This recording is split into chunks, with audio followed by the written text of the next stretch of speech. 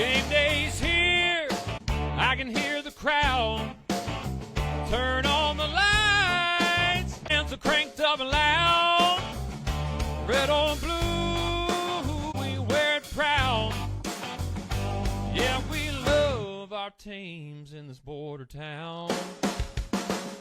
Chiefs and Royals, Boo Mizzou, Rock Chalk, Jayhawk, KU. Hear that drum pounding in your feet. Yeah, you're marching to the beat of KC. What is going on, YouTube? What is going on, Kansas City? What is going on, Jayhawk Nation? And what is going on, everybody? And welcome to the beat of KC. Ladies and gentlemen, my name is Lucas Murphy, and the number 8 Kansas Jayhawks absolutely stormed into Stillwater with something to prove. After that heartbreaking loss that they just sustained in Ames, Iowa against the Iowa State Cyclones, they go into Hilton, and truthfully, if we're just being honest, they were absolutely embarrassed. I mean, they did the exact same thing to Iowa State inside Allen Fieldhouse. We've struggled on the road in the Hilton Coliseum, and it carried over into that game. But the Kansas Jayhawks would absolutely respond with a pure domination of performance against the Oklahoma State Cowboys, coming out victorious 81-69.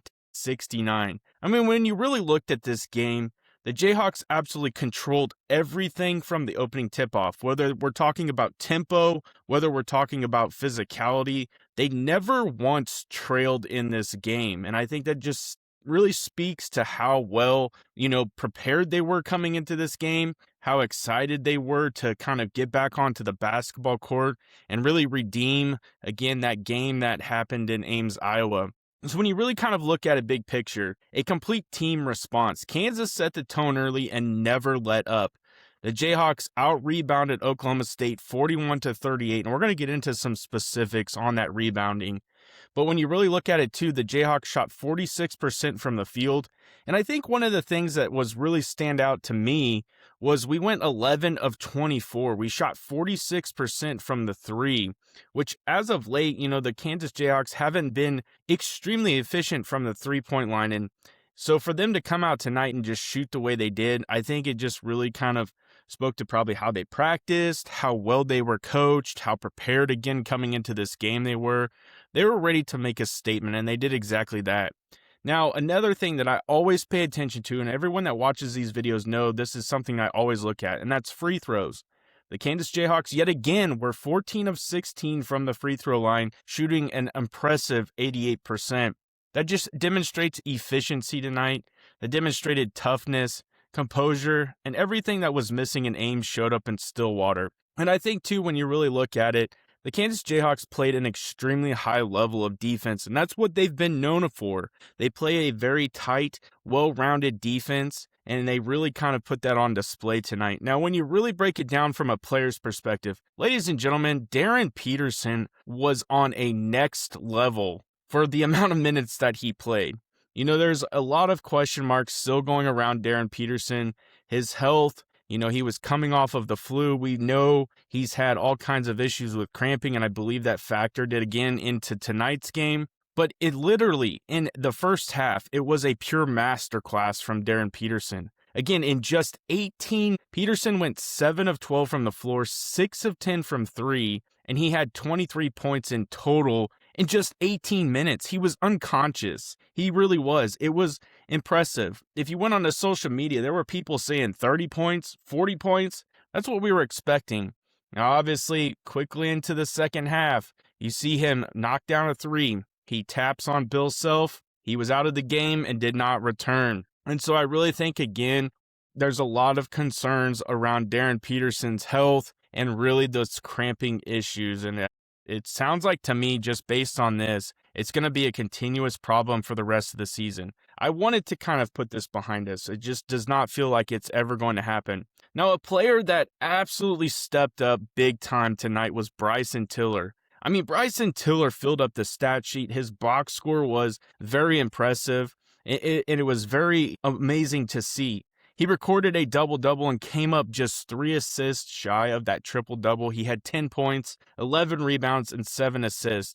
His impact went beyond the scoring tonight, controlling the glass, initiating offense, and really making winning plays all night.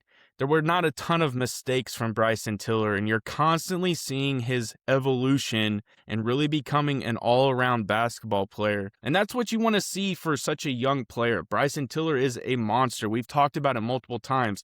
The 6'11" big man moves with great athleticism. He clearly starting to get more on the glass, and we're seeing his evolution similar to how we're seeing Flory Bidunga really kind of take that next step. In a market that never sleeps, one name rises above the rest. Lisa Miller from Dan Lynch Real Estate.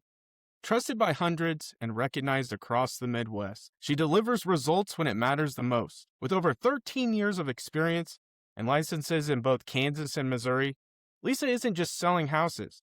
She's helping you find a place to call home. Whether you are a first-time home buyer, looking to upsize, or selling your current home, Lisa makes the process smooth and stress-free. As a local expert passionate about building lasting relationships, she ensures her clients feel confident and satisfied every step of the way. Don't wait, your perfect home is just a call away.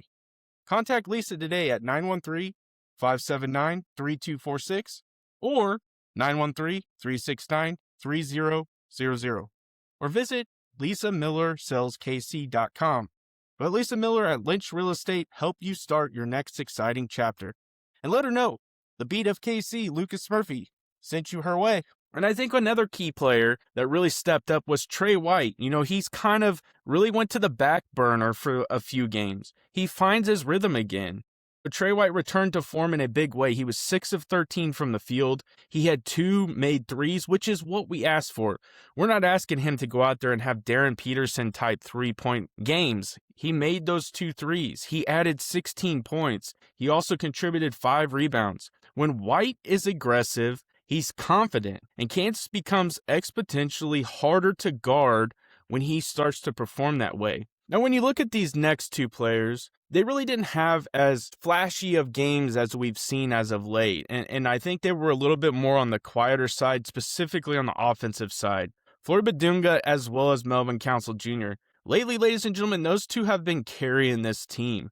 When guys haven't been performing, Darren Peterson hasn't been available, Trey White hasn't been his usual self, those 2 have stepped up in a big way, and they really kind of flipped roles tonight.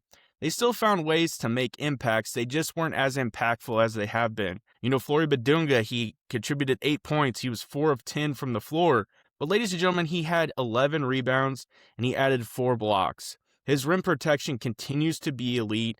His rebounding continues to be substantial, and he anchored the defense. Melvin Council Jr. only did 7 points, was 3 of 6 from the floor. He did, however, contribute 7 assists. So, ladies and gentlemen, even though those guys weren't the highlight of the game as we've seen as of late, they're still contributing in some key categories that we expect them to really contribute in. We always expect Flory to have high numbers on the glass. We always expect Melvin Council Jr. to find open guys, to contribute the basketball. He plays point guard. He is that dog. And if he's not scoring, we expect him to have those assists, to find those open guys. And again, though they didn't light up the scorecard, his playmaking and their playmaking helped keep the offense flowing.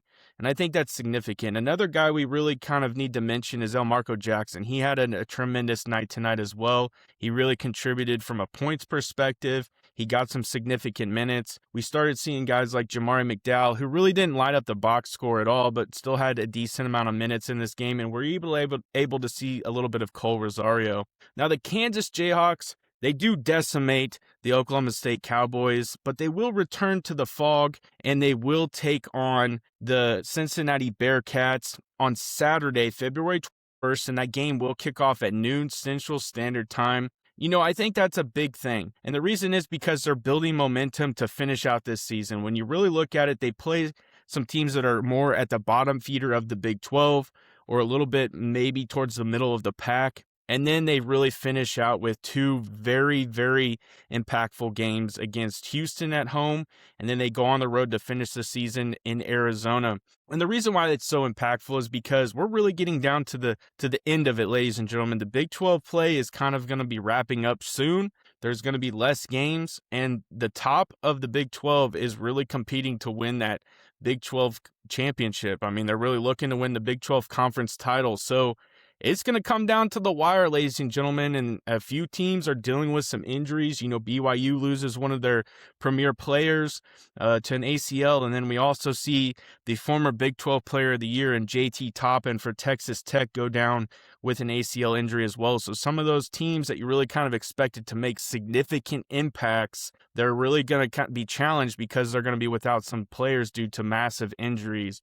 So Kansas has really kind of been, taking a stride towards the top of the Big 12 by winning these key games. And so they really have to finish out pretty strong in order to win that Big 12 title. We'll keep talking about it. We'll keep breaking it down. I appreciate all the support. You guys have been phenomenal. I can't thank y'all enough for the support. Truthfully, it means so much to me. Make sure you guys smash that like button, smash that subscribe button, and I end every video the exact same way. Have a good day.